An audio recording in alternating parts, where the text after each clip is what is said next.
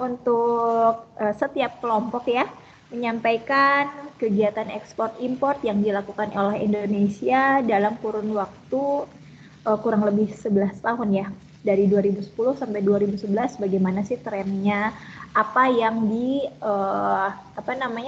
komoditas apa yang diekspor oleh Indonesia, diimpor oleh Indonesia, dari negara mana atau ke negara mana, kemudian barang-barangnya apa saja, barang ataupun jasa yang diekspor ataupun yang diimpor oleh Indonesia, silahkan disampaikan ya. Jadi apa yang disampaikan, apa yang dilakukan oleh setiap kelompok itu nantinya akan diketahui oleh kelompok yang lain. Ya. Mangga dipersilahkan. Silahkan Diva. Ya Ibu, Diva dari kelompok 1 sama Maulina dan Gun-Gun izin share screen ya Bu ya. Ya. Jadi Ibu kan ini Diva teh baca dari tugasnya, nggak disuruh milih salah satu kan Bu, jadi nggak yang terpatok yang Ibu jelasin kayak pertanian kayak gitu. Kalau Diva itu ngambil dari BPS 10 gitu Bu, 10 barang ekspor, 10 barang impor gitu Ibu. Baik, silahkan Diva. Bentar, Tapi Ibu, setiap kelompok di kelas ini berbeda-beda kan ya? Jadi nanti kita mendapatkan pengetahuan yang komprehensif ya. Jadi setiap kelompok bisa menyampaikan lapangan usahanya ya.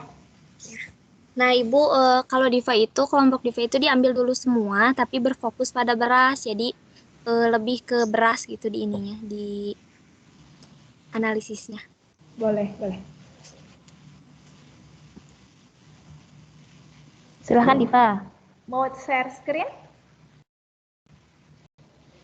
Ya Ibu, ini sama Maulina mau di share screen. Silahkan.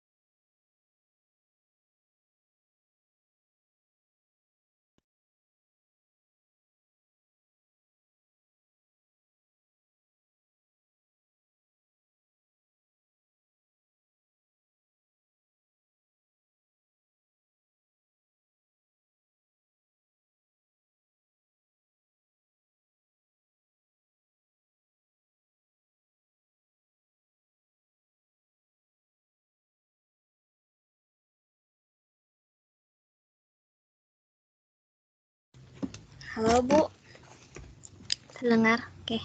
Assalamualaikum warahmatullahi wabarakatuh. Saya dari kelompok 1 yang beranggota Maulina, Gun-Gun, dan saya Diva. Jadi sebenarnya kelompok 1 banyak dianalisis semua, namun lebih berfokus kepada beras. Bu, maaf sebelumnya ini langsung ke berasnya aja atau dari atas gitu Bu, dari nomor 1 dijelasin dulu semua. Ibu mohon maaf di mute.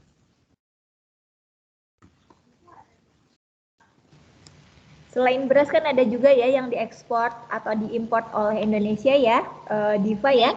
Silahkan disampaikan terlebih dahulu barang-barang dari sektor pertanian, kehutanan, dan perikanan, baru nanti Diva fokus ke dalam berasnya sendiri ya. Silahkan Diva. Baik, Bu. Nah, yang pertama itu ada ekspor buah-buahan tahunan menurut negara tujuan utama dari 2012 sampai 2020. Kenapa dari 2012 sampai 2020? Soalnya datanya cuma ada dari 2012 sampai 2020 yang terupdate-nya. Jadi dicari dari 2010 itu nggak ada. Nah, ini negara tujuannya itu ada Malaysia, Vietnam, Tiongkok, Thailand, India, Jepang, Hong Kong, Uni Emirat Arab, Singapura, Nigeria, dan lainnya itu nggak terpatok sama, nggak banyak itu pasokannya, cuman kayak buat mengisi supermarket aja, jadi nggak banyak, nggak full dari Indonesia gitu. Nah, lalu ada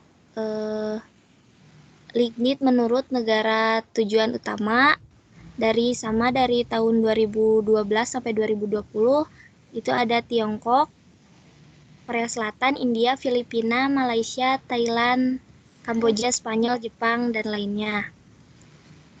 Boleh saya potong? Lignit Ibu. itu apa ya, Diva? Lignit itu apa?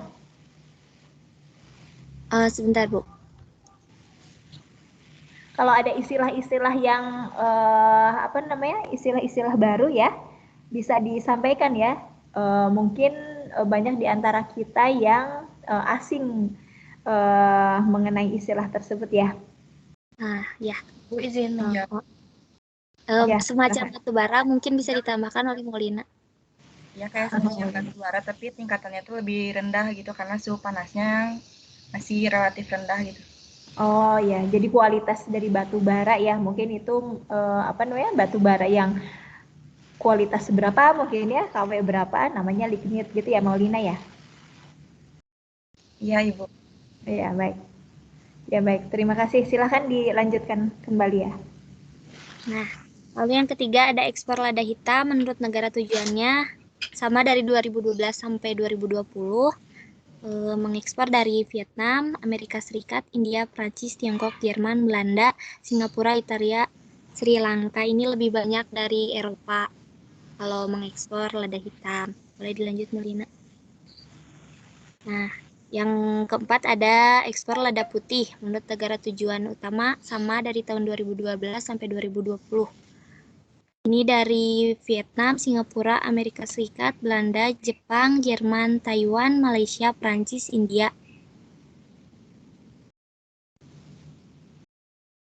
Nah, kalau Indonesia juga mengekspor pakaian jadi atau konveksi dari tekstil dari tahun 2012 sampai 2020 dari Amerika Serikat, Jepang, Jerman, Korea Selatan, Inggris, Australia, Tiongkok, Itu Belgia, Kanada. pakaian jadi masuknya ke sektor pertanian, Tekstil, Bu. pertahanan, tekstil. Iya, Ibu. Iya. Soalnya ngacak gitu Ibu ngambilnya. Taruh. Lapangan usaha apa namanya, yang khusus di lapangan usaha pertanian, perkebunan, kehutanan sama perikanan saja ya Diva ya. Kalau untuk tekstil ini masuknya dia nanti ke sektor usaha yang lain ya.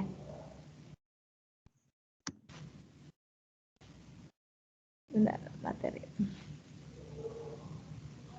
Ya Ibu, soalnya dari awalnya itu kan bingung juga tiba-tiba disuruh milih kelompok.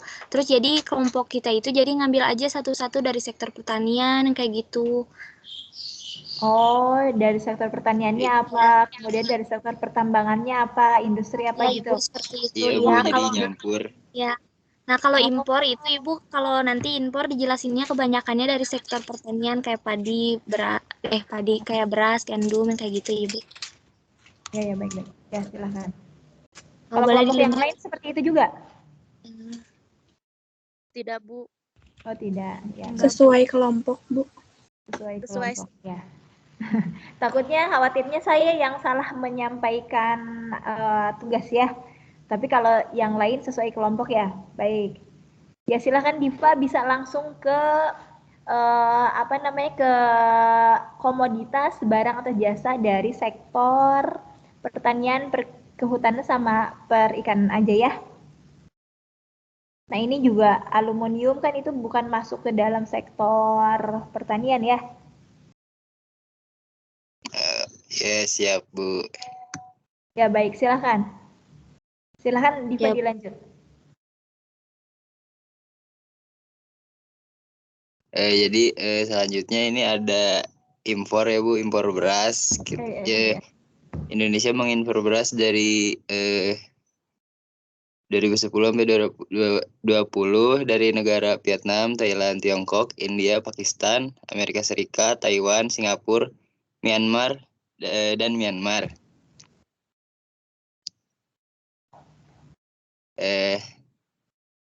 Lalu di sini juga ada gandum dan meslin. Buat meslin bentar ya. Meslin. Meslin apa?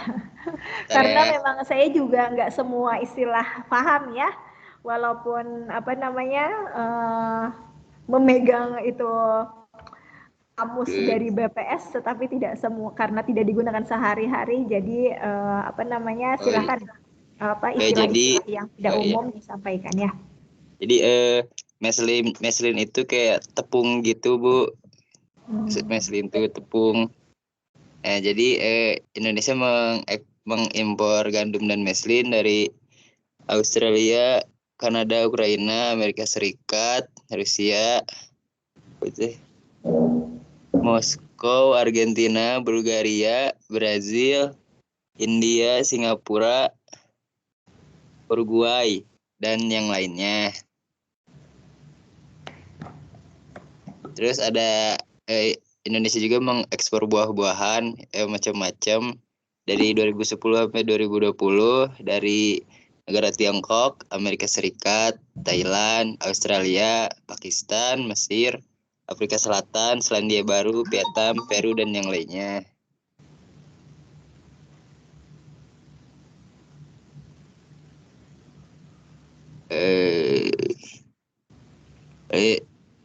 Indonesia juga mengekspor garam dari 2010 sampai 2020 dari Australia, India, Tiongkok, Selandia Baru, Singapura, Jerman, Denmark, dan yang lainnya.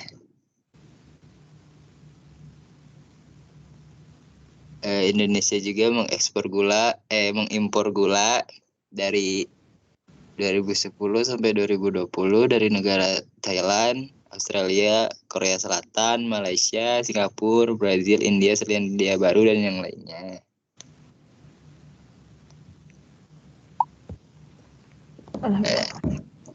Indonesia juga mengimpor kedelai dari tahun 2010 sampai 2020 dari negara Amerika, Kanada, Malaysia, Argentina, Uruguay, Ethiopia, Tiongkok, Brazil, Myanmar, Singapura, Prancis, dan yang lainnya.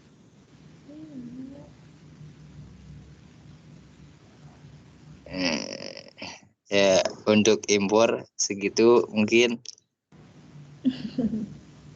Jadi import apa yang paling besar dan ekspor apa yang paling besar?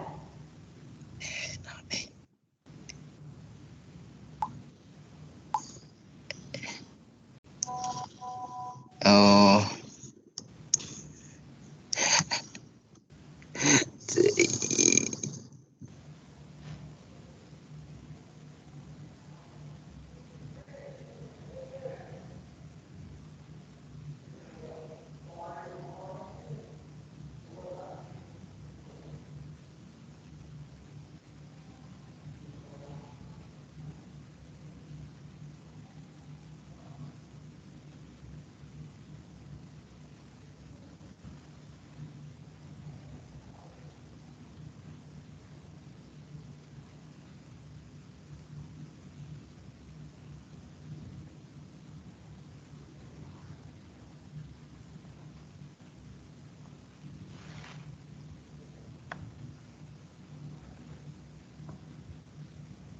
Jadi Bu, izin menambahkan, kayaknya kalau kita kelompok kami pas ngeidentifikasi tabel-tabel yang tadi disebutin tuh lebih banyak ke impor gitu.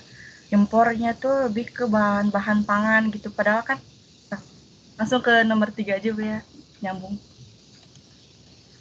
Jadi kayak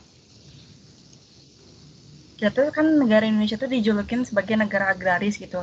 Seharusnya dapat menghasilkan bahan pangan sendiri, tapi sayangnya hal tersebut bertentangan dengan realita yang terjadi di Indonesia. Nah, Indonesia itu sebagian bahan pangannya semestinya dapat diproduksi sendiri, kayak yang tadi sebutin beras, jagung, kentang, kayak gitu masih diimpor gitu. Nah, setiap tahun Indonesia tuh mendatangkan beras malah dari beberapa negara ASEAN lainnya gitu, kayak di Vietnam dan Thailand untuk kepentingan domestik. Kan kalau dilihat tuh pas dijuluki negara agraris tuh kan negara lebih banyak pertaniannya gitu, tapi malah kita kayak diimpornya malah dari negara-negara tetangga gitu kayak Vietnam, Thailand. Nah, terus Badan Pusat Statistik atau BPS Pertanian, sektor lapangan pekerjaannya masih mendominasi sebesar 27,30% dibandingkan sektor perdagangan 18,81% dan industri pengolahan 14,96%. Nah, saat ini kondisinya produktivitas beras Indonesia masih terbilang stagnan lantaran terhambat oleh masalah-masalah yang harusnya dibenahi sejak lama karena petani kecil gitu. Mereka tuh kebanyakan susah untuk mengakses pupuknya karena terlambat dari pemerintahnya. Terus harganya pernah sering naik. Terus gak banyak yang emang gak punya modal. Nah, mungkin masalah yang harus dihadapi itu solusinya tuh dari hulunya dulu gitu. Jadi dari awalnya dulu gitu, dari awal produksi beras itu sendiri. Nah, pemerintah bisa memfasilitasi berupa alat yang lebih canggih lagi gitu. Karena kan kebanyakan petani itu masih konservatif gitu. Jadi masih ngelakuinnya masih kayak belum canggih gitu. Padahal kan teknologi udah makin canggih gitu. Terus hal lain yang diupayakan pemerintah adalah memperbaiki hilirnya gitu saat memasuki masa panen. Caranya dengan memberikan mesin pengering gabah bagi para penggiling-penggiling daerah. Adapun penggiling padi yang perlu diberi mesin pengering gabah adalah penggiling padi yang kecil-kecil di daerah-daerah. Caranya bisa dengan memberi pinjaman seperti pemerintah memberi kredit murah kepada UMKM.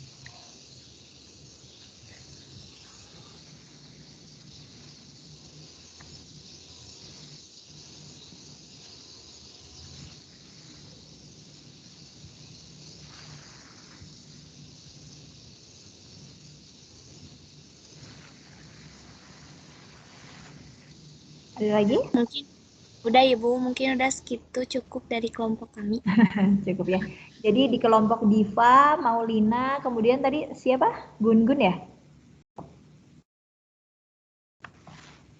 Iya, Bu. Ya Ibu Gun-gun. Gun-gun. Jadi dari kelompoknya Diva ada 3 ya, Diva, Maulina, Gun-gun sudah menyampaikan mengenai kegiatan ekspor impor di sektor atau di lapangan usaha pertanian, kehutanan dan perikanan ya. Banyak sekali.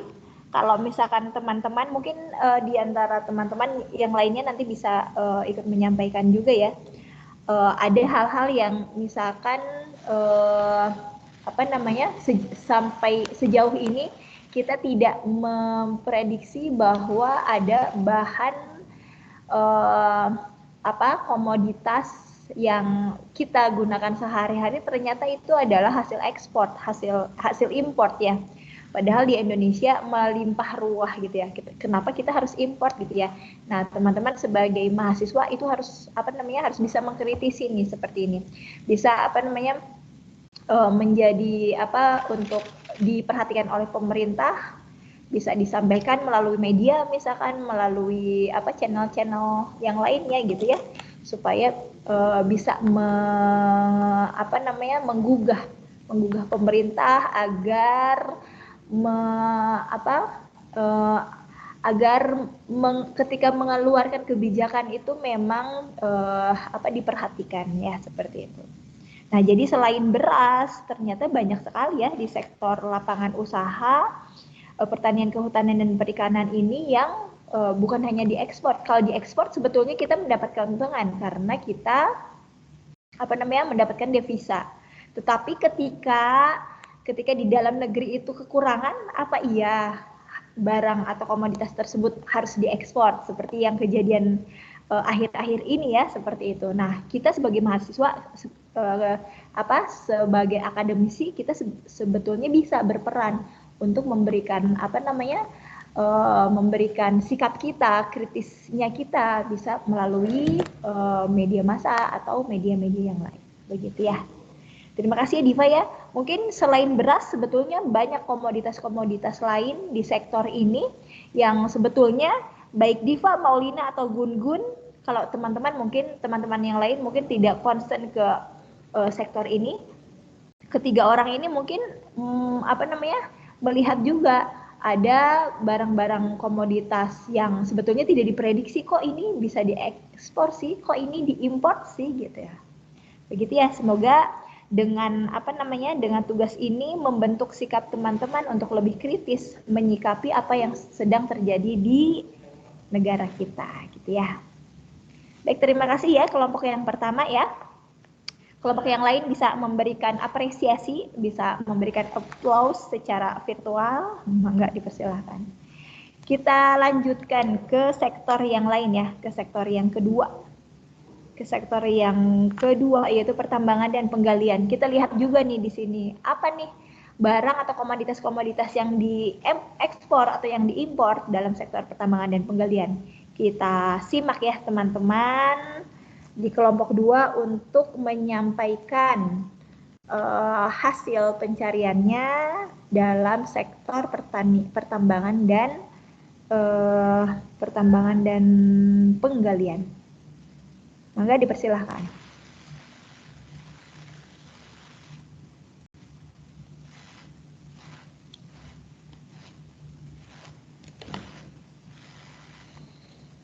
Silahkan.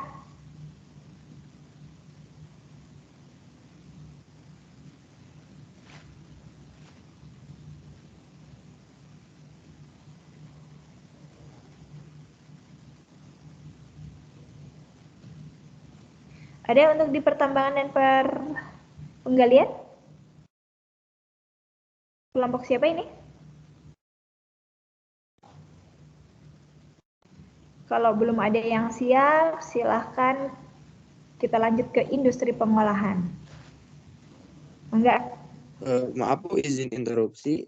Untuk pertambangan itu tadinya mau dipresentasikan sama kelompok 3 Bu, bukan kelompok 2. Ya, silahkan ya. Saya tidak menyebutkan nama kelompoknya, tetapi menyebutkan lapangan usahanya ya. Silahkan untuk pertambangan dan penggalian dipersilahkan untuk menyampaikan hasil yang sudah olehnya. Silahkan.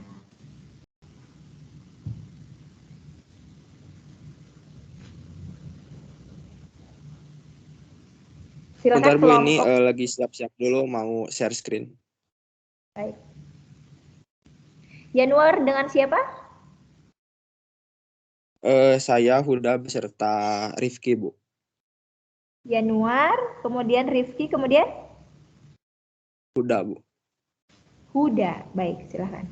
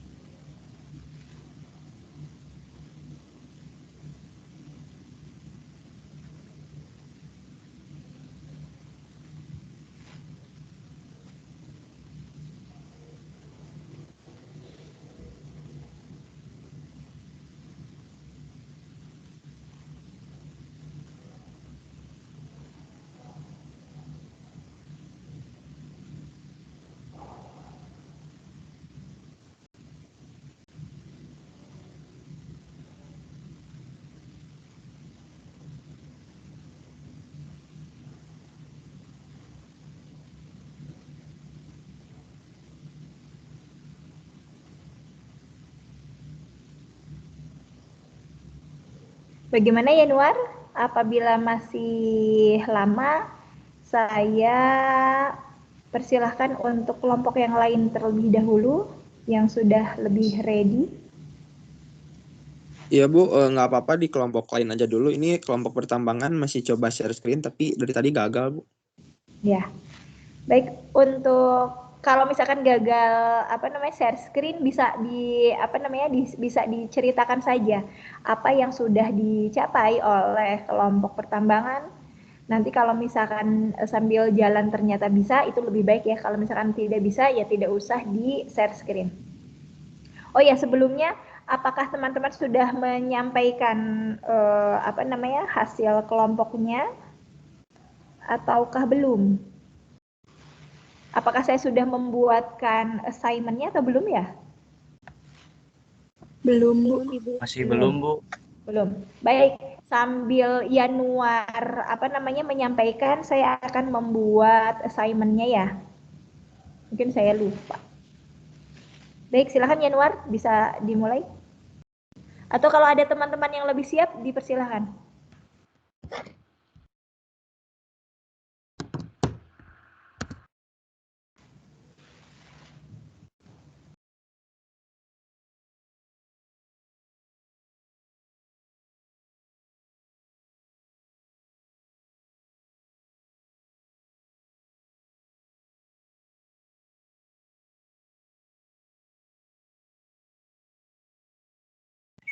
Baik, Assalamualaikum warahmatullahi wabarakatuh. Di sini kami kelompok 3 izin menyampaikan mengenai data ekspor-impor sejak tahun 2010 hingga 2021 yang akan disampaikan oleh Huda dan Rifki.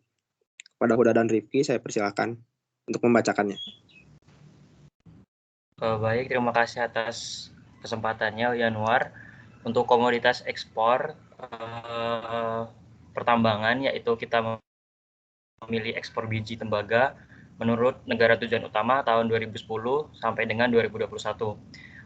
Mohon maaf Ibu, tetapi data yang kita ambil dari BPS kita dapatnya cuman mulai dari 2012 sampai dengan 2020. Jadi 2010 sampai dengan 2011 dan 2021 datanya masih belum ada Ibu. Seperti itu. Untuk negara tujuannya ekspor biji tembaga, yang pertama ada Jepang, lalu Filipina, Tiongkok, India, Korea Selatan, Spanyol, Jerman, Bulgaria, Swedia, dan Thailand. Dengan berat bersih per tonnya seperti data yang ada di share screen yang saya tampilkan. Mulai dari 2012, 2013, 2014 sampai dengan 2020. Seperti itu Ibu. Untuk data sesuai dengan nilai euro Amerika, US dollar, sesuai data yang ada di bawah juga. Yaitu negaranya Filipina, Tiongkok, India, Korea Selatan, Spanyol, Jerman, Bulgaria, Swedia, Thailand. Mungkin itu Ibu dari ekspor biji tembaga.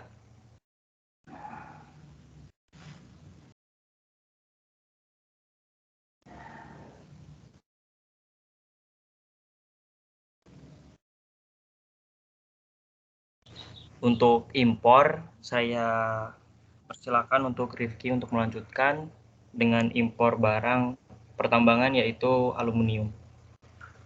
Untuk share screen, silakan Rifki.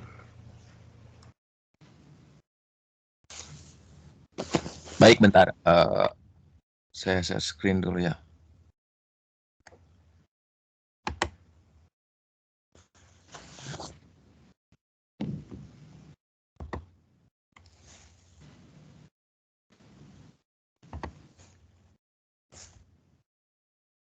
Udah muncul belum?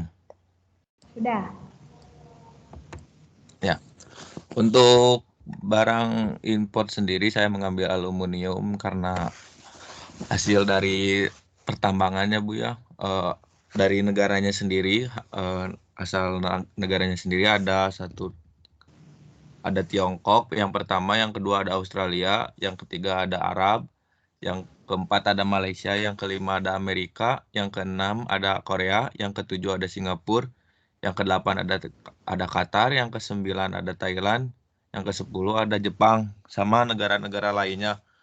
Untuk negara yang paling terbesar sendiri itu ada di lain-lainnya, mungkin kita belum tahu spesifik lain-lainnya tuh negara apa aja, tapi kalau untuk negara yang spesifik itu ada negara Tiongkok.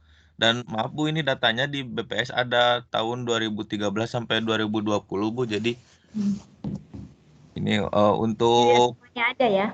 ya untuk nilai CIF-nya itu yang paling tertinggi itu ada di Tiongkok, yang kedua ada di Australia, yang ketiga ada di Arab pada tahun 2010.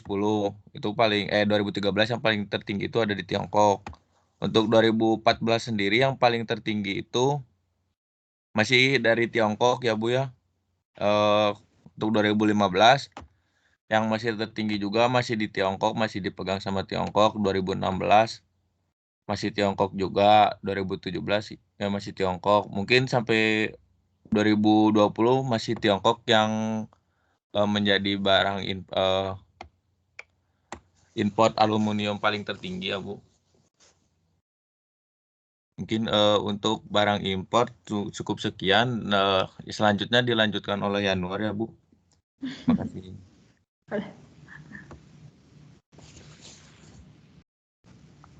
Baik, selanjutnya untuk data yang diperoleh. Bu, bentar saya izin membacakannya saja ya Bu, soalnya ini untuk share screen-nya gagal dari saya nggak bisa. Dan ini datanya belum disatuin tadi tuh Bu. Jadi misal-misal share screen-nya. Nggak apa-apa Bu. Ya, nanti disatukan ya, ketika mau mengupload ke saya disatukan ya. Saya sudah membuat assignment-nya ya. Ya.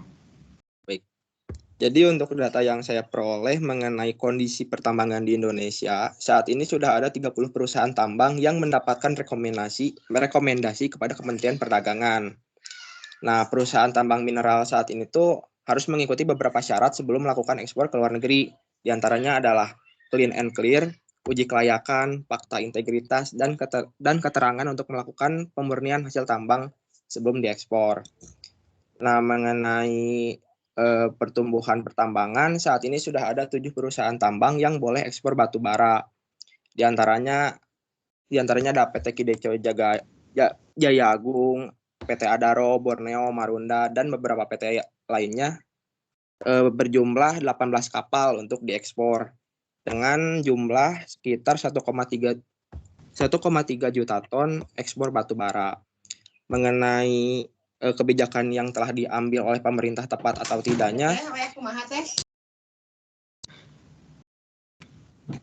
maaf Bu, mengenai data tepat atau tidaknya, di sini pemerintah itu menyetop ekspor bahan mentah. Namun meskipun begitu, menurut Bapak Jokowi di sini memiliki keuntungan, diantaranya melahirkan 27.000 tenaga kerja, income untuk negara, pajak, dan belum lagi terciptanya lapangan kerja usaha di sektor yang mempengaruhi hal tersebut. Seperti itu Bu.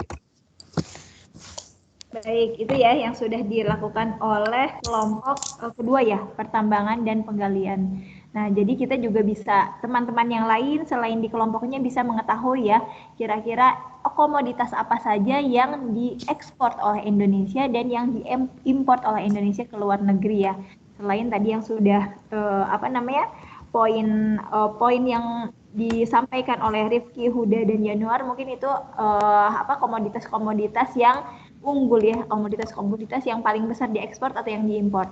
Hanya saja mungkin selain itu juga masih banyak lagi komoditas-komoditas yang diekspor ataupun diimpor ya oleh Indonesia di sektor ini. Baik, untuk kelompok Yanuar, Huda, dan Rifki, terima kasih ya sudah share ke teman-teman semua berkenaan dengan apa yang sudah dilakukannya ya.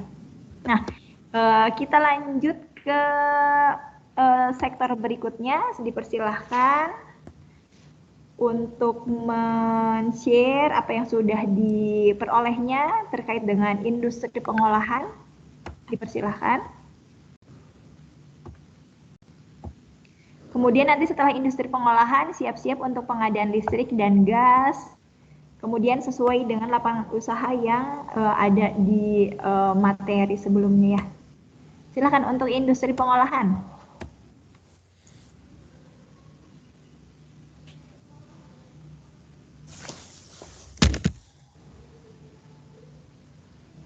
Ada industri pengolahan? Kalau belum siap, ke pengadaan listrik dan gas, silakan. Baik Bu, sebentar. Ibu izin share screen. Siapa ini?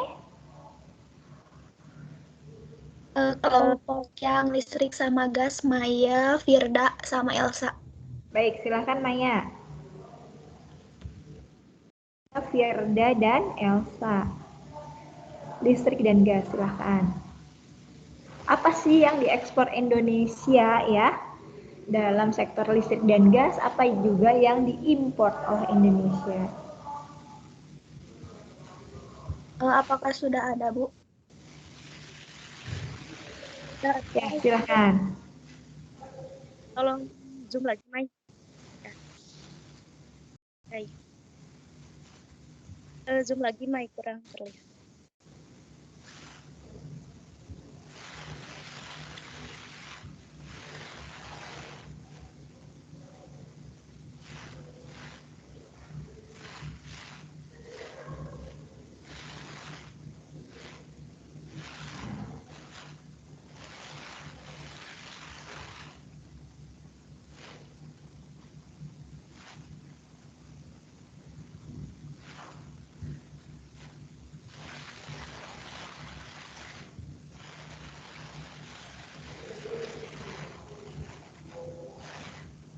Baik, Assalamualaikum warahmatullahi wabarakatuh. Sebelumnya, saya Firda Nurmal Sabila bersama dua rekan saya, Maya Maulida dan Elsa Wafa.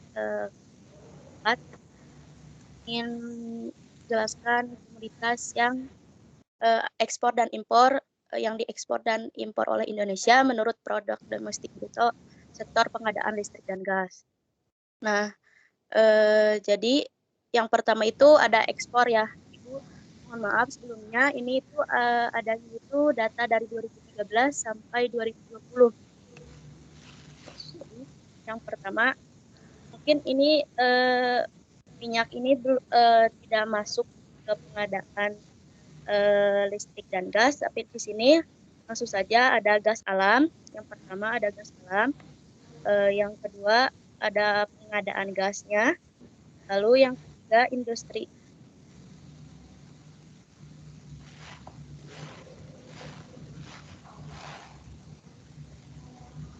Saya mohon maaf. Yang ketiga ada dari industri peralatan listrik. Jadi kita itu mengekspor dari industri peralatan listrik itu ada peralatan listrik, ada Maya ke atas. Ada peralatan listrik, ada kabel optik, dan ada peralatan rumah tangga yang berhubungan dengan listrik. Yang kedua, nah ini Bu sebenarnya pengadaan listrik dan gas itu kita tuh sebenarnya tidak mengimpor apa-apa, mengekspor apa-apa, akan tetapi yang diekspornya itu ada gas alam dan industri peralatan listrik seperti itu. Ke bawah, Mai. Lalu ada 3 negara tujuan utama yang diekspor tadi itu gas alam itu kita mengekspor ke Singapura, Tiongkok, dan Jepang yang tiga utamanya di sana. Lalu untuk gas ke Timor Leste, ke Jepang, dan ke Argentina.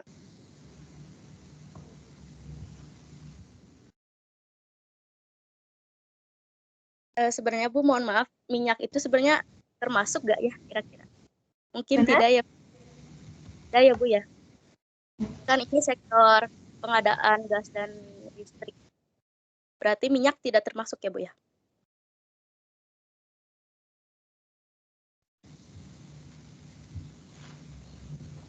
Main ke bawah lagi. Nah, itu menurut komoditas negara tujuan. Lalu next ke bawah.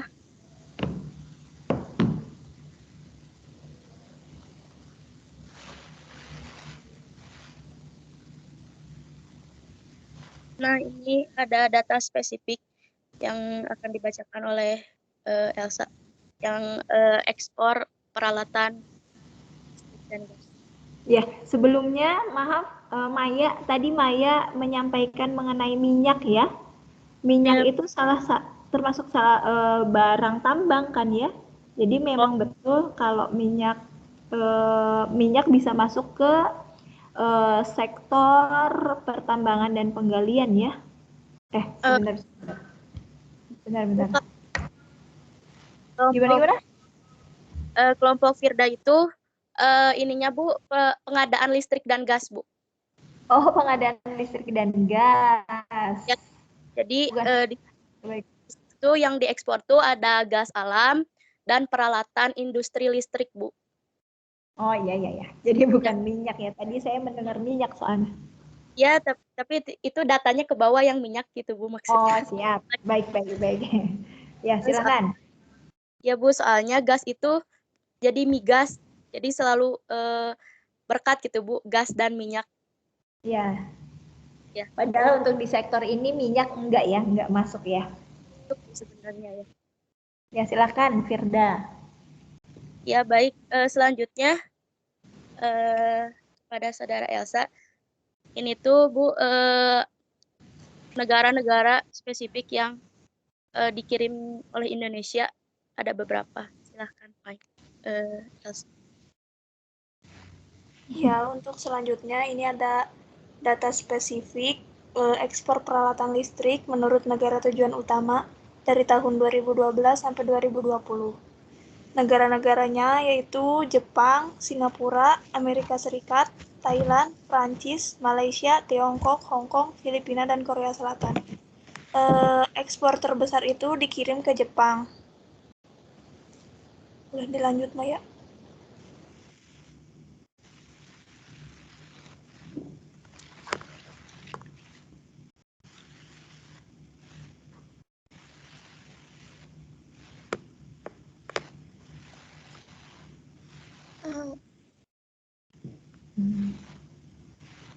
Baik, yang selanjutnya yaitu ekspor gas menurut negara tujuan utama, dan kita itu dapat datanya Bu dari tahun 2000 sampai tahun 2020, di mana negara tujuannya itu ada Jepang, Korea Selatan, Tiongkok, Thailand, Filipina, Malaysia, Australia, Singapura, Hong Kong. Di mana data ekspor gas terbesar itu menurut ton ya, menurut beratnya itu yang menempati angka tertinggi itu negara Jepang. Dari tahun 2000 sampai 2020 Jepang itu konsisten menjadi negara dengan nilai ekspor tertinggi. Yang selanjutnya menurut nilai dolar ya atau harga gitu. Jepang juga masih menempati negara tertinggi dengan nilai ekspor tertinggi gitu dari tahun 2000 sampai 2020. Baik, selanjutnya akan dijelaskan oleh Firda kembali. Silakan Firda. Baik, terima kasih Maya. Yang kedua, ini ada komoditas yang diimpor oleh Indonesia menurut produk domestik bruto sektor pengadaan listrik dan gas. Di sini bisa terlihat ada ini sebenarnya produk migas ya, migas yang diimpor Indonesia dari negara lain. Nah, kalau minyak saya tidak jelaskan. Nah, ini ada gas. Ini itu Bu datanya kami tidak memperoleh dari 2010 sampai 2020 akan tetapi ini tuh data yang 2020 saja Bu. Jadi kami hanya dapat data yang 2020 saja. Nah, 2020 ini dari 2018 sampai 2020 Bu, maaf. Nah, ini dari 2018 sampai 2020 Indonesia itu mengimpor gas dari Timur Tengah, Singapura, dan Amerika Serikat. Nah, berikut data-datanya. Ada yang tertinggi itu kita mengimpor gas di tahun 2018 yang paling banyak. Lalu selanjutnya, ini tuh karena kita tidak mendapatkan data yang lain tentang listrik. Jadi ini tuh ada seluruh komoditas, akan tetapi setelah dianalisis tidak ada yang diimpor lagi selain itu gitu Bu. Jadi next aja, ini cuman data yang dari 2018 sampai 2020 data impor Indonesia. Indonesia mengimpor data komoditas-komoditas ini. Langsung aja ke kesimpulan.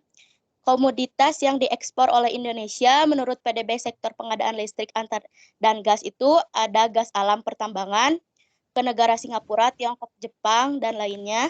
Bisa dilihat yang tadi di tabel. Lalu yang kedua ada gas di pengadaan gas diekspor ke negara Timor Leste, Jepang, dan Argentina. Lalu industri peralatan listrik juga mengimpor peralatan listrik, kabel serat optik, dan peralatan rumah tangga ke Jepang, Amerika, dan Singapura yang terbesarnya. Sementara komoditas yang diimpor Indonesia menurut PDB sektor pengadaan listrik itu ada gas dari negara Timur Tengah, Singapura, dan Amerika Serikat. Nih, kebijakan pemerintah itu terhadap kondisi kegiatan ekspor dan impor dalam sektor PDB pengadaan listrik dan gas menurut kami masih kurang tepat. Karena Indonesia belum, kenapa kurang tepat? Sebenarnya Indonesia memiliki potensi sumber daya energi dan mineral yang besar. Akan tetapi setelah Firda cari itu di sumbernya, ternyata Indonesia itu belum bisa memaksimalkan hasil gas dari Indonesia sendiri gitu. Nah, maka dari itu Indonesia tuh masih mengimpor gas LPG atau mengimpor LPG atau liquefied petroleum gas dari luar negeri. Nah, angka meningkatnya itu kenapa gas itu meningkat, kebutuhan dan permintaan gas itu meningkat seiring dengan berhasilnya program konversi minyak tanah ke LPG tabung 3 kilo di tahun 2007. Jadi kenapa Indonesia masih mengimpor gas? Karena memang permintaan dan ininya tuh meningkat gitu Bu, sejak tahun 2007. Nah, mungkin sekian Bu yang bisa dapat kelompok kami sampaikan. Ya, baik ya. Firda, kemudian tadi siapa? Maya ya? Maya dan Elsa. Maya dan Rosa? Ya. Ya, terima kasih sudah menyampaikan mengenai komoditas-komoditas apa saja dari sektor gas listrik dan gas ya, pengadaan listrik dan gas. Jadi kita bisa tahu nih ya, listrik, kebutuhan dari listrik dan gas juga kita sebetulnya masih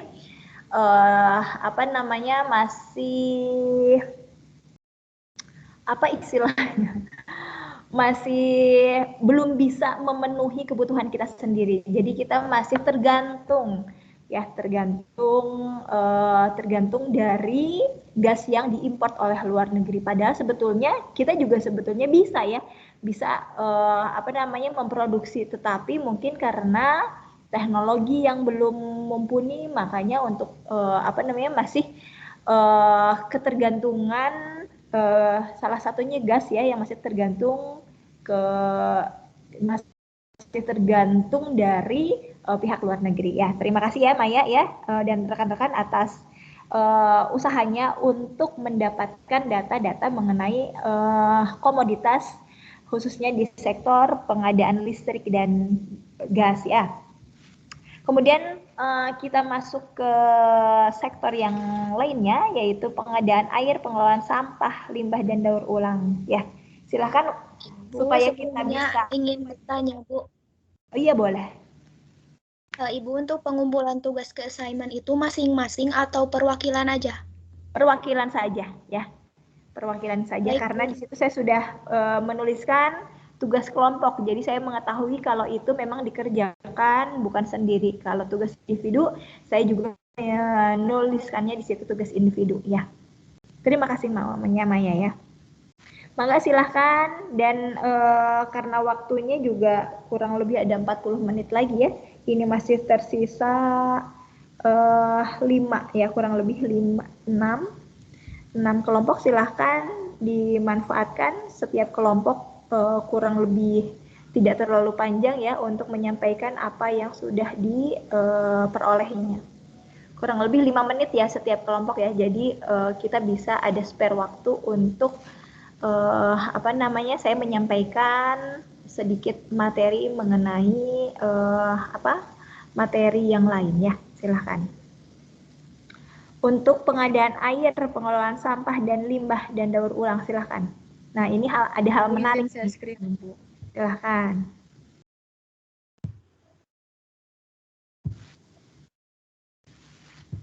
Udah ada belum, Ibu?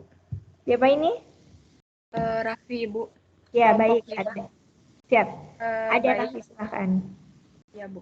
Baik, kami dari kelompok 5 beranggotakan Ariana Nasya, Putri Salma, dan Raffi Naila akan menyajikan data mengenai ekspor dan impor dari pengadaan air, pengelolaan sampah, limbah, dan daur ulang. Berikut ini ada data mengenai ekspor komoditas pengadaan air, pengelolaan sampah, limbah, dan daur ulang di tahun 2010 sampai 2020 dalam jumlah berat atau ribu ton. Ada komoditas mengenai pengelolaan sampah dan daur ulang. Data mengenai ekspor pengelolaan sampah ini adanya itu hanya sampai 2020 dan dimulai di tahun 2013. Di tahun 2013 hanya sekitar 7, ya Bu gimana? Enggak, itu 2021 masih NA ya. Berarti Ya, masih dihitung sama BPS ya. Ya. Silahkan. Ya. Kemudian ada mengenai komoditas barang bukan logam daur ulang sekitar 7,7 ribu ton di tahun 2013 dan di tahun 2020 terdapat 6,3 ribu ton. Dan untuk data-data yang kami temukan ini hanya mengenai data mengenai jumlah berat dan jumlah nilai dalam US dollar gitu. Sementara untuk data mengenai ekspor ke negara-negaranya itu masih belum kami temukan gitu Bu, karena cukup kesulitan juga untuk sektor yang ini. Dan ini ada data mengenai ekspor pengadaan air, pengelolaan sampah, limbah, dan daur ulang dalam persentase nilai atau dalam bentuk nilai atau juta US dollar. Ekspor yang dilakukan Indonesia sendiri hanya terdapat pada pengelolaan sampah dan daur ulang, kemudian pada barang bukan logam daur ulang. Untuk rongsokan kapal dan barang logam daur ulang ini hanya sekitar 0, sekian gitu Bu. Jadi untuk rongsokan kapal hanya tersedia di tahun 2015 dan 2017, kemudian untuk barang logam daur ulang hanya tersedia di tahun 2019 yang hanya 0,1 juta US dollar. Untuk yang selanjutnya akan saya serahkan kepada Ariana Nasya. Baik, selanjutnya ini ada data komoditas pengadaan air, pengolahan sampah, limbah, dan daur ulang yang diekspor. Datanya ini dari tahun 2013 menurut 3 negara tujuan utama, yaitu ada Tiongkok, Korea Selatan, Jepang, dan yang lainnya. Peringkat tertinggi itu diekspor oleh Tiongkok. Lalu pada tabel keempat, data komoditas pengadaan air, pengolahan sampah, limbah, dan daur ulang yang diekspor Indonesia menurut 3 negara tujuan utama dalam nilai juta US dollar juga dipegang tertinggi oleh Tiongkok. Lalu di urutan kedua ada Korea Selatan dan di urutan ketiga ada Jepang, di urutan keempat ada negara lainnya yang tidak bisa disebutkan. Boleh lanjut, Raffi? Ya, silahkan.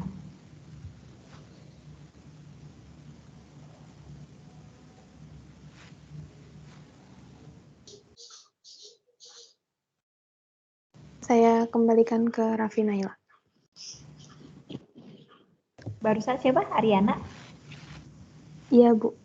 Ya, silakan. Dipercepat ya.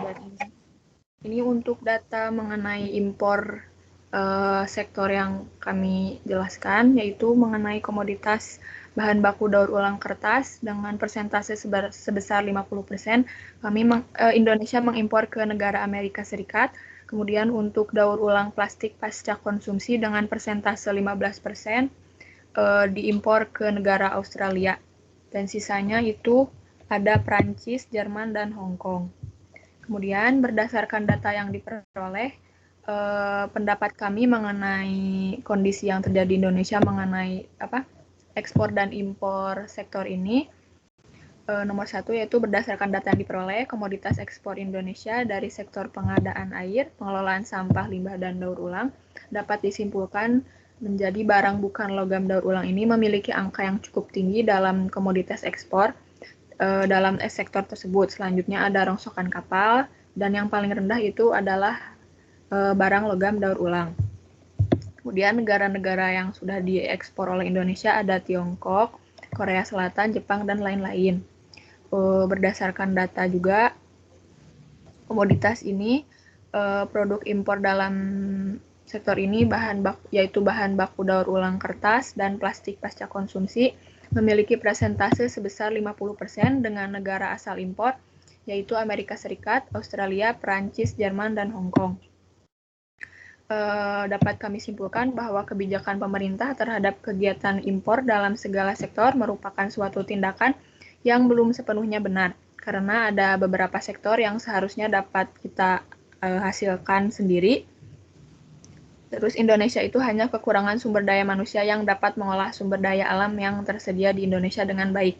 Dengan dukungan teknologi yang lebih memadai dan pemanfaatan teknologi yang ada di Indonesia, serta beberapa upaya pengembangan, maka Indonesia dapat mengurangi kegiatan impor dari negara lain karena dapat menghasilkan kebutuhan tersebut dari dalam negeri dengan kualitas yang setara. Selain itu, pada kegiatan ekspor, keputusan pemerintah adalah hal yang benar, karena kegiatan ekspor dapat menambah pemasukan keuangan Indonesia. Sekian dari kelompok kami, mohon maaf bila ada kekurangan dan kesalahan. Wassalamualaikum warahmatullahi wabarakatuh.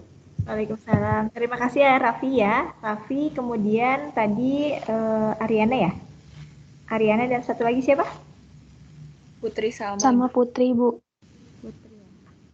Saya ya telah menyampaikan ya mengenai komoditas apa saja yang ada di sektor atau di lapangan usaha pengadaan air, pengelolaan sampah, dan limbah. Nah, jadi kita bisa mendapatkan pengetahuan, ya, bisa mendapatkan gambaran terkait dengan tadi disampaikan ya data mengenai adanya impor yang dilakukan oleh Indonesia terkait dengan sampah. Kita malah mengimpor sampah ya, padahal di negeri kita sendiri sampah itu banyak ya.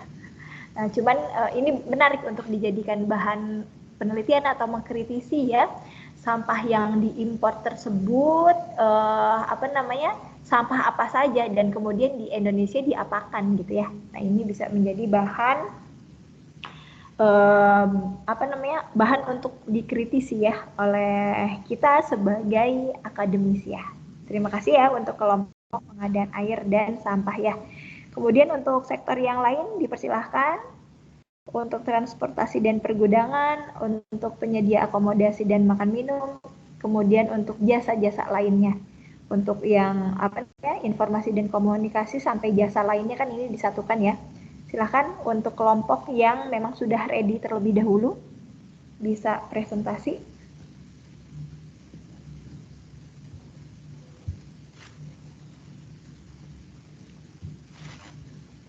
Kelompok 6 ya Bu ya, sektor konstruksi.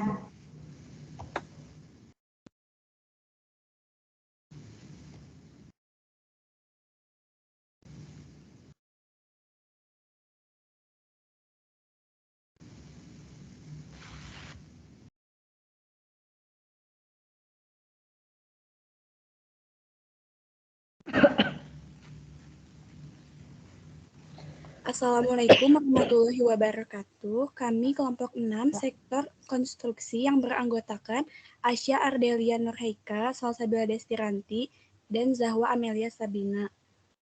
Yang pertama, Indonesia mengekspor besi atau baja ke negara Tiongkok, Korea Selatan, India, Singapura, Thailand, Australia, Malaysia, Arab, Taiwan, Amerika Serikat, dan lainnya. Dari Ibu, maaf ini datanya adanya dari 2012 ya Bu. Dari 2012 ke 13 itu mengalami penurunan, sedangkan dari 2014 sampai 2020 mengalami kenaikan. Dan negara yang terbesar mengekspornya yaitu Tiongkok. Selanjutnya akan dijelaskan oleh Asya. Asya. Tadi barusan siapa? Salsabila, Bu. Salsabila, baik. Silakan, Asya. Iya, Ibu, selanjutnya ada impor mesin keperluan industri. Menurut negara asal utama, ada Tiongkok, Jepang, Korea Selatan, Thailand, Taiwan, Malaysia, Singapura, Amerika Serikat, Jerman, Italia, dan Australia. Untuk impor tertinggi ada dari negara Tiongkok. Selanjutnya ada impor semen.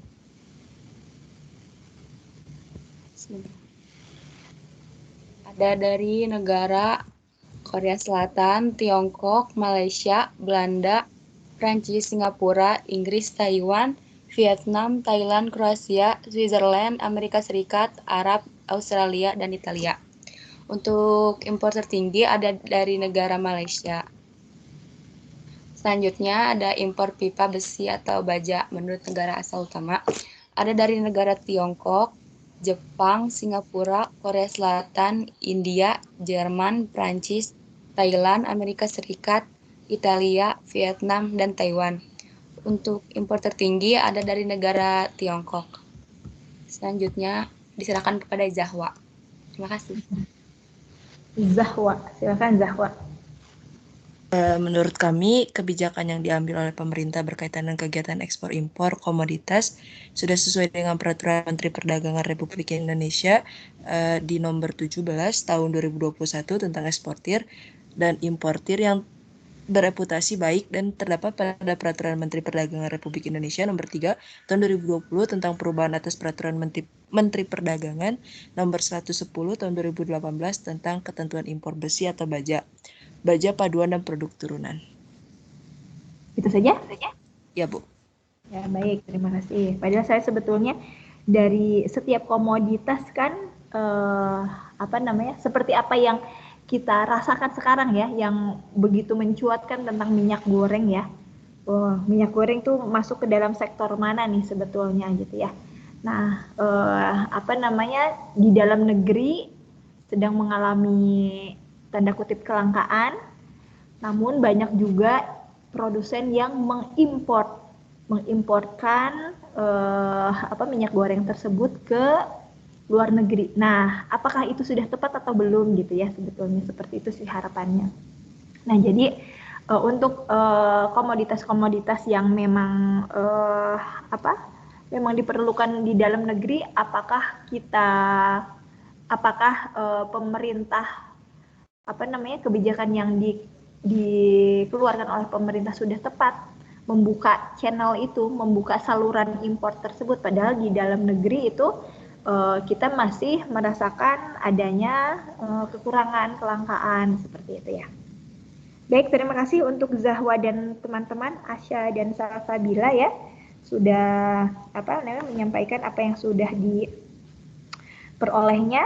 Kemudian kita masuk ke sektor yang lain yang belum, silahkan. Silahkan yang belum.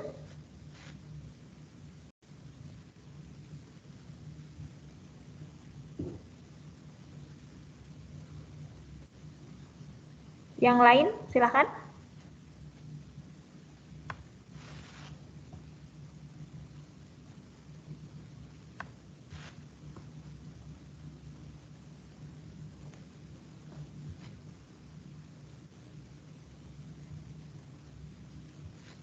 Yang lain tidak ada yang ingin mempresentasikannya?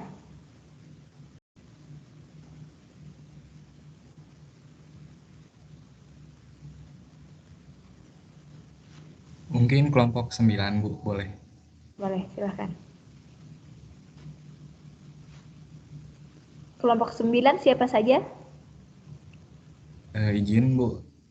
Untuk kelompok 9 beranggotakan Agung Maulana, Fatur, dan Natasya. Baik, silahkan Agung. Untuk Fatur, silahkan untuk di-share screen.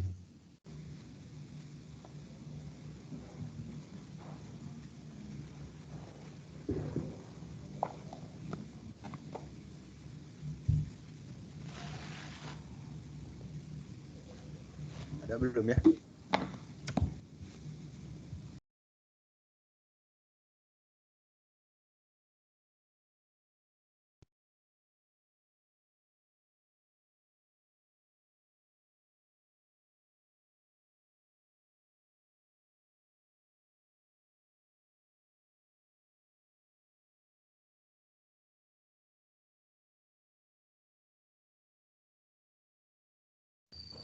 Sudah ada.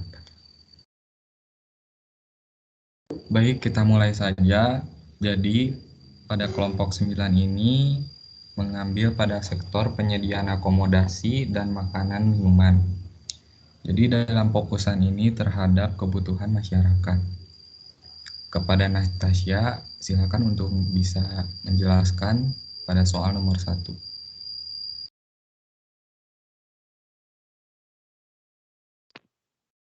Baik, di sini saya akan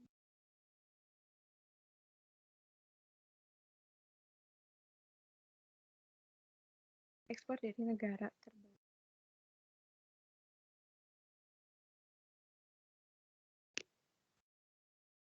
Ekspor komoditas dari makanan minum. Di sini ada dari ekspor kopi menurut negara tujuan utama. Ini dapat datanya itu dari tahun 2000. Ekspor terbanyak itu ada di negara Jerman. Maaf Ibu, di sini nggak kelihatan negaranya apa aja, tapi udah dilihat dari laptop. Negara paling banyak itu Jerman di tahun 2009. Lanjut.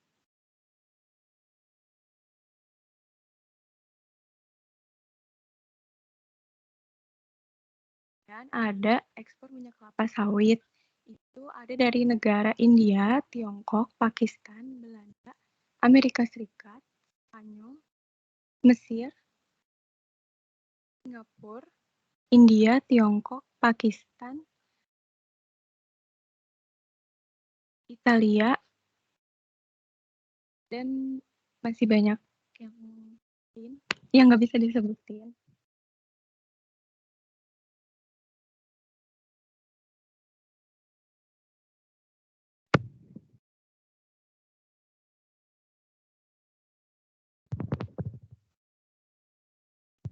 Baik, selanjutnya mungkin mengacu pada soal nomor 2 terkait komoditas apa saja yang diimpor oleh Indonesia dari luar negeri tahun 2000. Di sini ada pada impor perlengkapan telekomunikasi menurut negara asal utama pada tahun 2002 sampai 2020. Sektor tersebut mengacu pada penunjang sebagai akomodasi. Dalam data tersebut, negara Tiongkok menjadi salah satu negara dengan komitmen yang cukup tinggi setiap tahunnya. Kemudian dilanjutkan pada sektor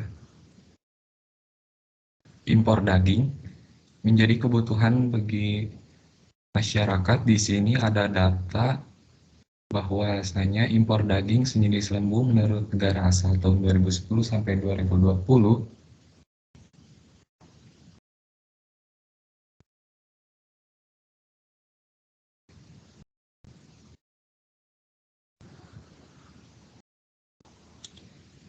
negara Australia menjadi salah satu negara dengan konsistensi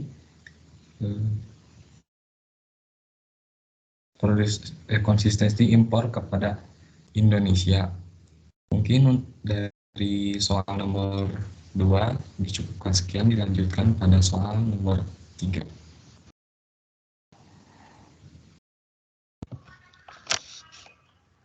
Jadi untuk yang nomor 3 berdasarkan data yang kita peroleh, ada komoditas sektor industri makanan dan minuman dalam pemulihan ekonomi nasional berperan sebagai peningkatan nilai tambah di dalam negeri, penyediaan lapangan kerja, peningkatan ekspor, dan pengendalian impor. Semua peranan tersebut secara langsung akan berdampak positif terhadap kesejahteraan petani, peternak, dan nelayan, termasuk pelaku usaha industri pangan olahan. Industri makanan dan minuman mempunyai peranan yang penting dalam kontribusi ekspor industri pengolahan non-migas. Pada tahun 2020, total nilai ekspor industri makanan dan minuman mencapai 21,37 miliar US dollar atau 21,38% terhadap ekspor industri pengolahan non-migas sebesar 94,36 miliar US dollar. Sedangkan nilai impor industri makanan dan minuman pada tahun 2020 mencapai 8,22 miliar US dollar atau 9,61% terhadap impor. Industri pengolahan non-migas sebesar 85,49 miliar USD. Pemerintah mendorong pengembangan industri pengolahan buah dan sayuran berbasis produk-produk hortikultura dalam negeri. Industri hilir pengolahan buah dan sayuran tumbuh dan berkembang cukup baik di dalam negeri. Pada saat ini teridentifikasi sebanyak 44 perusahaan industri hilir pengolahan buah dan sayuran yang 90%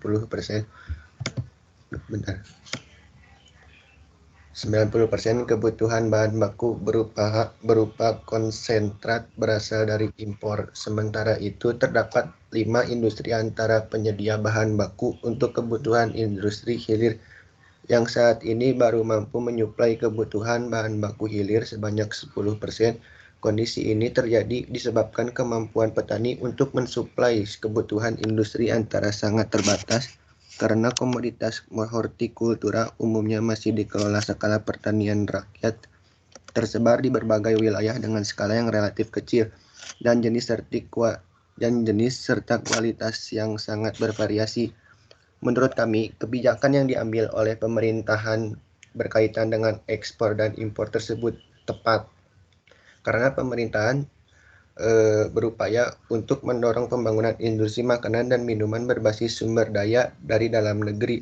Kementerian Perindustrian nantinya akan mengendalikan impor produk dan bahan baku makanan dan minuman dengan target 35% di tahun ini dan 50% pada tahun 2025.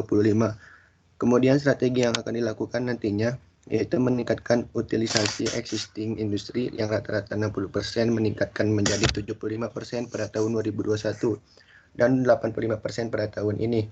Sejalan dengan itu akan didorong tumbuhnya industri makanan dan minuman dalam negeri yang juga akan bekerja sama dengan pemain global yang sudah dikenal di seluruh dunia. Penguatan struktur industri makanan dan minuman juga merupakan strategi yang harus diambil mengingat pasar Indonesia dengan jumlah penduduk 260 juta jiwa adalah sesuatu yang sudah pasti dan harus dipenuhi kebutuhannya.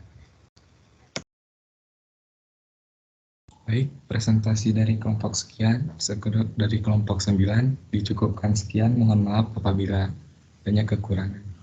Assalamualaikum warahmatullahi wabarakatuh.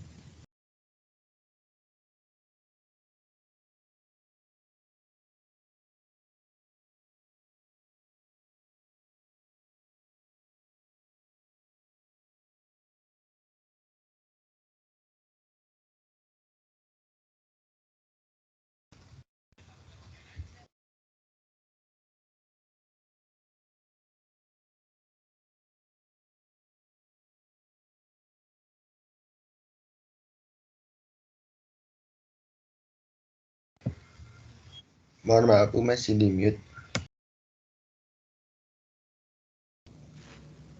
Baik.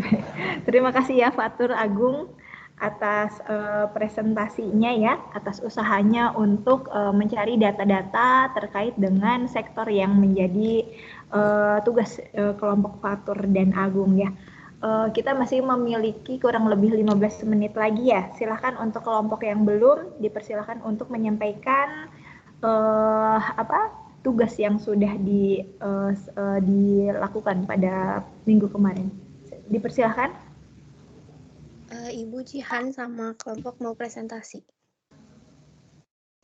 Ya, silakan. Ibu sebelumnya mohon maaf nggak bisa share screen. Bisa Ibu. Sebentar. Oh ya. Udah bisa lewat laptop. Bentar.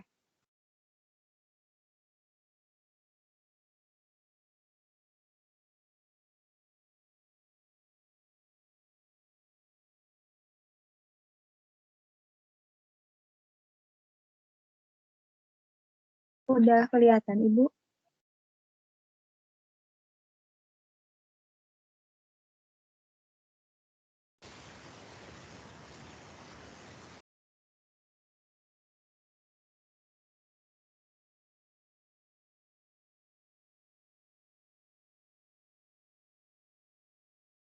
Sudah terlihat Ibu?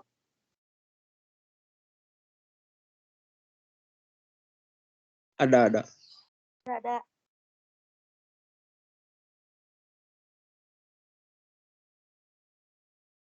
Assalamualaikum warahmatullahi wabarakatuh. Kami dari kelompok 7 yang beranggota Firly Anggraini Cayaningrum, Jihan Nur Fauziah, dan Wulan Nur Fajrianti mau menjelaskan tentang impor dan ekspor dari komoditas kendaraan roda 4 dan mobil. Dipersilakan untuk Wulan menjelaskan nomor 1.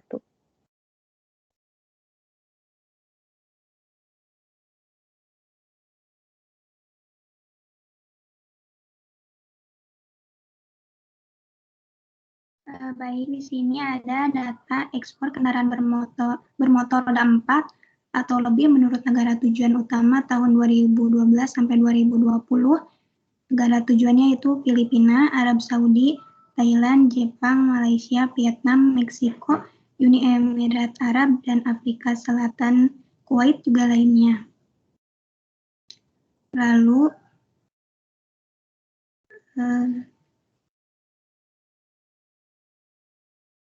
negara tujuan ekspor suku cadang kendaraan bermotor ada Thailand, Jepang, Malaysia, Brazil, Filipina, United States of America, China, Vietnam, Taipei, China, India.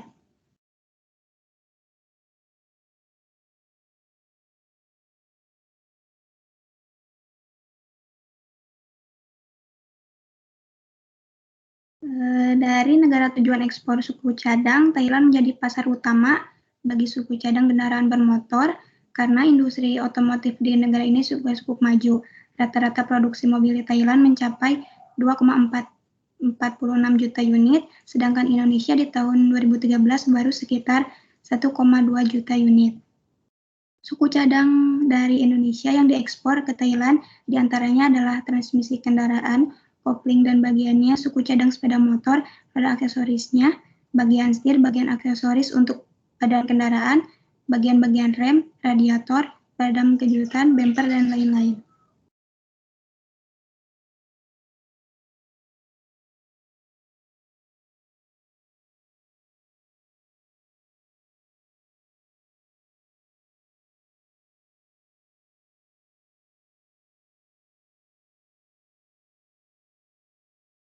Selanjutnya nomor 2 tentang impor komoditas kendaraan bermotor dan mobil dari tahun 2010 dan sampai 2021. Yang pertama, saya akan membahas nilai impor kendaraan bermotor. Ini datanya bisa dilihat, ada negara Jepang, Korea Selatan, Tiongkok, Thailand, Singapura, India, Amerika Serikat, Inggris, Jerman, Swedia, Australia, dan Prancis. Negara yang paling unggul mengimpor kendaraan bermotor adalah negara Singapura. Tahun 2010 sampai 2012 mengalami kenaikan yang cukup drastis. Tapi sebaliknya di tahun 2013 sampai 2016 mengalami penurunan di setiap tahunnya dan kembali naik di tahun 2017 sampai 2020. Di tahun 2010 itu ada 1.195,5. Lalu di tahun 2011 ada 1.412,8. Lalu di tahun 2012 ada 2.033,1. Lalu di tahun 2013 ada 1.484. Di tahun 2014 ada 1.000,7. Lalu di tahun 2015 ada 444,5. Kemudian di tahun 2016 ada 254,6. Kemudian di tahun 2017 ada 666. Kemudian tahun 2018 ada 607,7. Kemudian di tahun 2019 ada 621,6 dan tahun 2020 ada 230,7. Kemudian nilai impor mobil. Ini Ibu mohon maaf, Firly sama kelompok cuma nemu yang tahun kemarin Ibu, yang nilai impor mobil.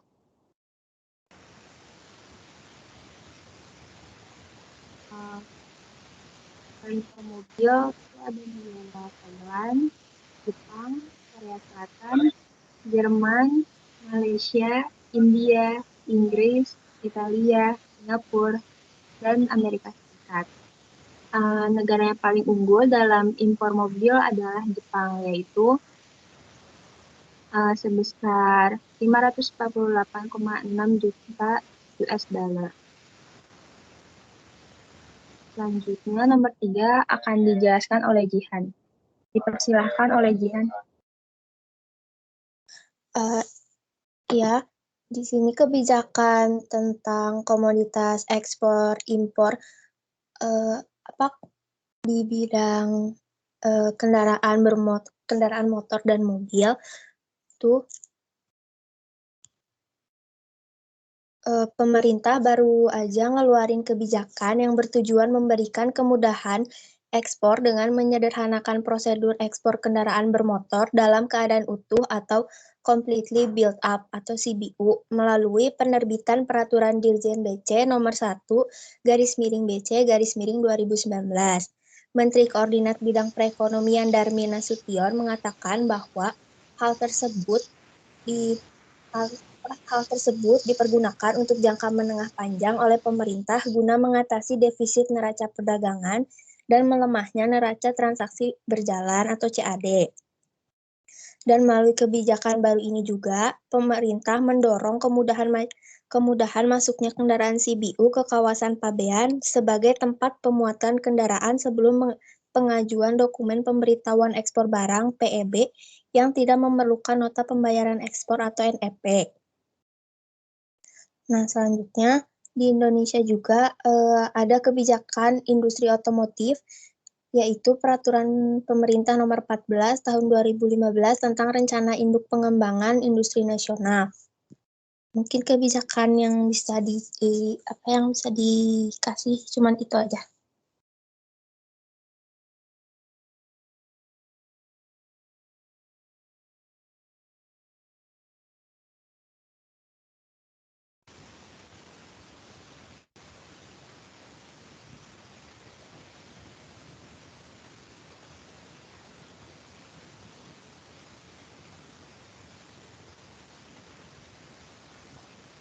Baik, dari kelompok 7 cuman segitu aja Ibu.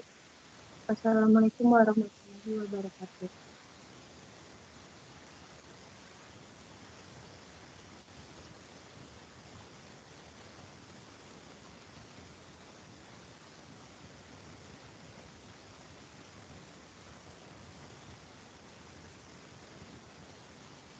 Ibu maaf suaranya masih di-mute.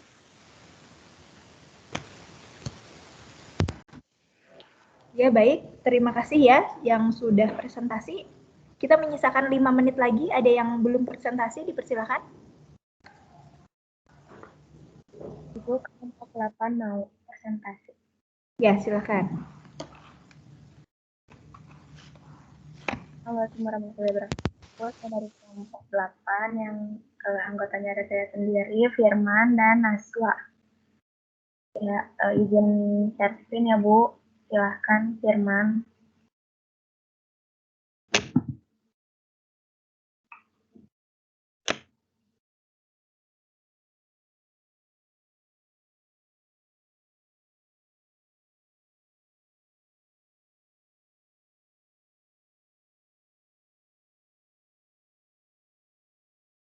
Ya, mohon izin sebentar.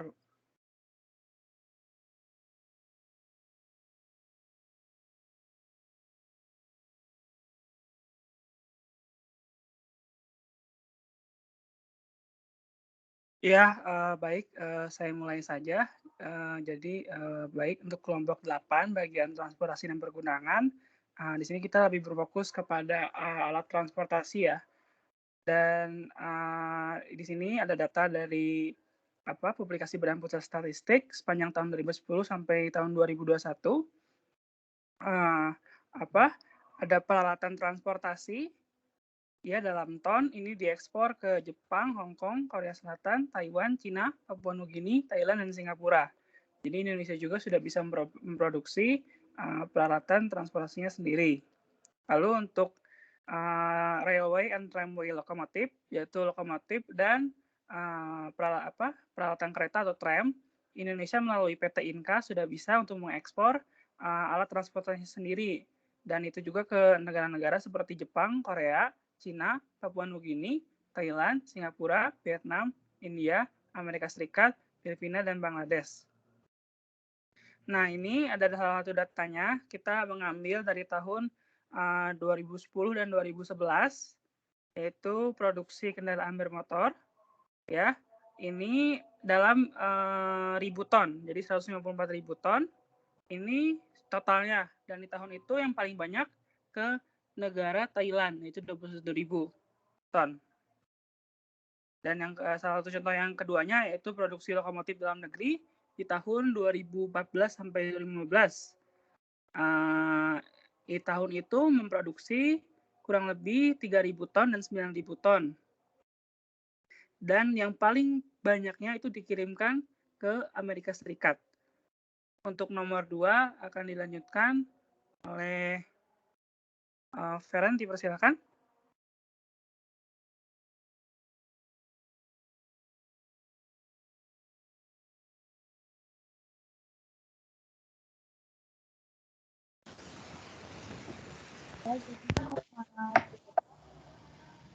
Impor dari Indonesia dari luar negeri sampai 2021 ada kendaraan bermotor dalam ribu ton itu dari impor dari Jepang, Swedia, dan Belarus.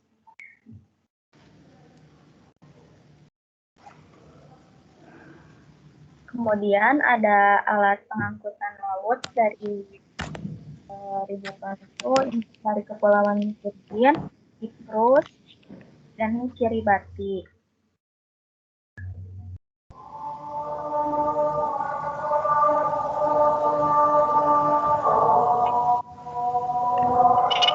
Lalu ada Railways and Associates dari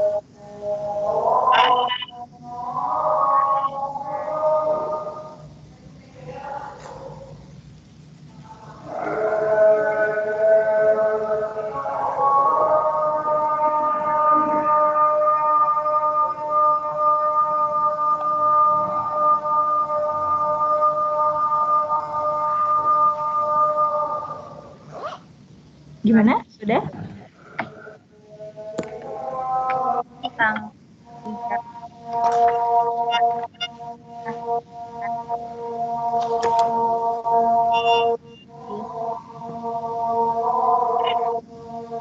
Mungkin menunggu azan dulu Bu ya, maaf.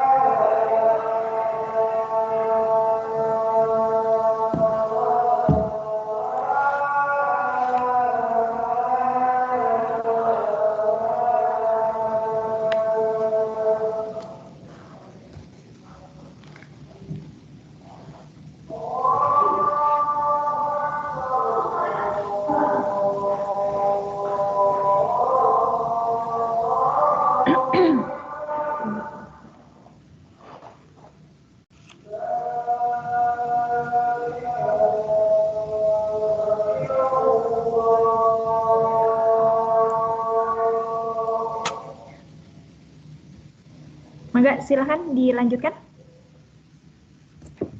Diulang aja ya Bu yang nomor 2. Jadi untuk kendaraan bermotor itu ada impor dari Jepang, Swedia, dan Belarus. Nah, paling gede itu dalam ribu ton dari tahun 2021, yaitu 222.661. Juga ada alat pengangkutan laut dari impor Kepulauan Virgin, Siprus, Niue, dan Kiribati. Paling besar itu ada di tahun 2021 juga dengan 430.850. Jika ini yang terakhir, paling besar juga ada di tahun 2021 impor dari Australia, Jepang, dan Amerika Serikat.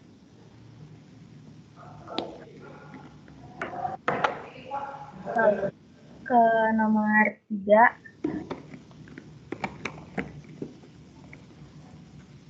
Iya, jadi nomor 3 untuk kelompok kami itu kebijakannya tuh sudah tepat.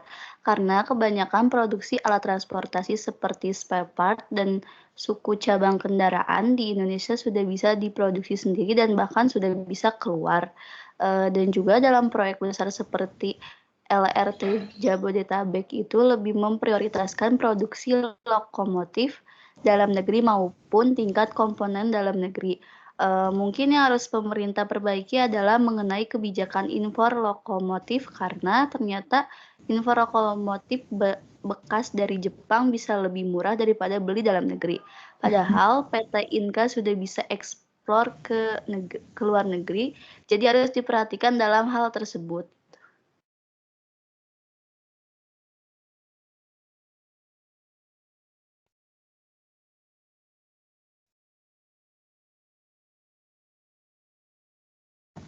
Baik, terima kasih ya kelompoknya Nashwa. Kemudian siapa tadi? Feren. Nashwa, Feren, dan siapa tadi? Firly ya? Firman, Bu. Oh, Firman. Baik ya, terima kasih. Nah, karena sudah azan ya, sebetulnya tadi saya ingin setelah teman-teman presentasi saya ingin menyampaikan ada materi sedikit mengenai sistem perekonomian. Nah, mungkin di sini ada yang belum presentasi, nantilah ya di pertemuan selanjutnya kita akan berdiskusi mungkin dengan materi yang berbeda ya, bukan dengan materi ini. Nah, jadi teman-teman terima kasih yang sudah presentasi, yang sudah effort untuk mencari data mengenai kegiatan ekspor impor yang ada di Indonesia. Nah, untuk pertemuan minggu depan saya sudah mengupload file, silahkan nanti dilihat, dan di situ juga ada tugas kelompok. Silahkan dipelajari terlebih dahulu mengenai sistem perekonomian. Jadi silahkan teman-teman mempelajari sistem perekonomian. Kemudian nanti ada tugasnya, silahkan tugasnya dikumpulkan, dan minggu depan kita akan diskusi kembali. Khusus untuk teman-teman yang kelompoknya belum presentasi, jadi dipersilakan untuk minggu depan kita presentasi ya. Diskusi kelompok mengenai sistem perekonomian. Untuk hubungan luar negeri, jadi membuka wawasan kita ya, ternyata banyak sekali barang, komoditas-komoditas, baik barang ataupun jasa yang diekspor atau diimpor oleh Indonesia, dan itu bisa menjadi bahan kritikan sebagai mahasiswa. Apa yang sudah dicari tersebut bisa menjadi bahan kritikan atau bahan penelitian yang berguna untuk memberikan rekomendasi kepada pemerintah, baiknya seperti apa untuk kegiatan khususnya ekspor dan impor. Ya, mungkin itu saja teman-teman, silahkan pelajari materi yang sudah saya share. Minggu depan kita diskusi lagi mengenai sistem perekonomian kita untuk kegiatan ekspor impor. Terima kasih teman-teman sudah sudah berpartisipasi, sudah memiliki effort untuk mencari literatur, mencari data-data terkait dengan kegiatan ekspor impor. Itu saja ya yang bisa disampaikan pada kali ini karena sudah azan juga. Oh ya, silakan Yanuar dan Firly, dipersilahkan. Bu, maaf, ini untuk pengumpulan tugasnya personal apa diwakili satu orang, Bu? Satu orang. Nah ya, perwakilan dari setiap kelompoknya saja ya, nggak usah semuanya. Nanti kan di situ, dan saya juga tadi sudah mencatat ya, siapa saja yang speak up itu mendapatkan nilai yang lebih baik. Jadi makanya teman-teman di sini diupayakan untuk berpartisipasi dalam kegiatan diskusi ya. Itu Yanuar. Baik, terima kasih, Firly. Ya. Silakan Firly. Firly izin bertanya Ibu. Tadi kan yang impor mobil, Firly itu kan cuma nemu yang tahun kemarin. Gimana Bu? Soalnya Firly sama kelompok cari-cari tapi nggak ketemu Bu. Oh, nggak ketemu. Ya kalau nggak ketemu, Firly mau mengukur sendiri, mau menghitung sendiri, nggak apa-apa ya. Jadi kalau misalkan memang datanya terbatas, tapi sudah diupayakan ya untuk mencarinya ya. Sebetulnya strateginya bisa dilihat dari BPS tahun ini, misalkan Indonesia dalam angka di tahun ini, atau bisa misalkan melihat di tahun sebelumnya. Jadi di tahun sebelumnya juga ada data mengenai tahun tersebut dengan tahun yang sebelumnya, seperti itu. Jadi kalau misalkan untuk di tahun ini belum ada, bisa dilihat di tahun sebelumnya. Kalaupun tidak ada, ya mungkin memang BPS tidak mengeluarkan data tersebut di tahun tersebut gitu. Begitu Firly. Jadi nggak apa-apa Bu kalau misalnya Firly sama kelompok cuma nampilin data tahun kemarin aja gitu? Ya, tidak apa-apa, asalkan memang sudah diupayakan ya, memang sudah benar-benar diupayakan untuk mencari data tersebut, begitu. Oh iya Bu, mau nanya juga, kalau misalkan Firly komoditas motor sama mobil itu termasuk sama suku cadang nggak Bu? Suku cadang kalau nggak salah masuknya ke itu ya, suku cadang. Nah, jadi teman-teman silakan kalau misalkan masih ada yang bingung terkait dengan jenis lapangan usaha, sebetulnya ya di BPS itu secara singkat ada penjelasan ya. Misalkan terkait dengan Firly sektor transportasi atau pergudangan misalkan. Nah, itu sebelum kita mencari, kalau misalkan ada data mengenai yang sudah jelas, ini adalah misalkan ekspor import dari lapangan usaha transportasi dan pergudangan itu memang lebih memudahkan kita. Tetapi kalau misalkan tidak ada, kita bisa melihat definisinya terlebih dahulu. Untuk transportasi dan pergudangan itu sebetulnya apa definisinya, baru kita bisa mencari data-data yang terkait dengan hal tersebut, Firly gitu. Jadi kalau misalkan untuk transportasi, misalkan untuk mobil dan motor itu biasanya masuk ke dalam manufaktur ya, masuk ke dalam transportasi mungkin ya.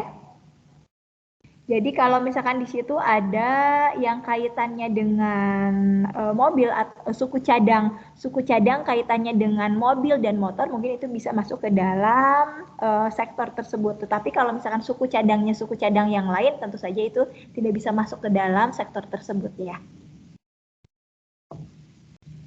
Begitu Firly? Terima kasih. Ya. Terima kasih. Ya, baik ya teman-teman ya. Mungkin untuk pertemuan hari ini disudahi ya, dicukupkan karena sudah lewat azan juga gitu ya. Jadi mohon maaf apabila masih ada beberapa kelompok yang tidak tampil, itu bisa bisa presentasi di pertemuan yang akan datang. Itu saja. Silahkan pelajari materi yang sudah di-share. Kemudian insya Allah minggu depan kita diskusikan kembali ya. Akhir kata, wabillahi taufiq wal hidayah. Wassalamualaikum warahmatullahi wabarakatuh. Waalaikumsalam warahmatullahi wabarakatuh. Terima kasih, Bu. Saya end meeting ya. Ya, Bu.